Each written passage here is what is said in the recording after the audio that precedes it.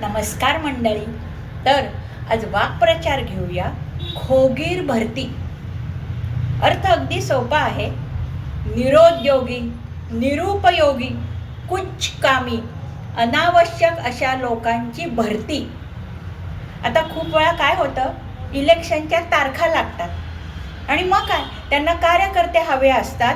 येईल त्या कार्यकर्त्यांना त्यांच्या पक्षात प्रवेश देतात. ती असती खोगीर भरती.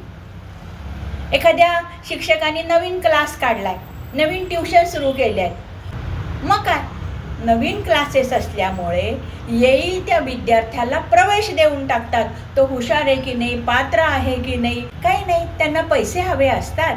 येईल त्या विद्यार्थ्याला प्रवेश देतात, खोगीर भरती करून टाकतात. आता काही वेळेला सरकारतर्फे सुद्धा बघा, पुलाची कामं चालू आहेत, रस्त्याची कामं चालू आहेत, ऊस तोडणी कामगार असतात, शेतकऱ्यांना लागतात. मग काय, येईल त्या कामगारांना त्याच्यामध्ये भरती करतात. कारण जेवढे त्यांना लवकर संपवायचे तेवढी ती कामं लवकर संपवायची असतात.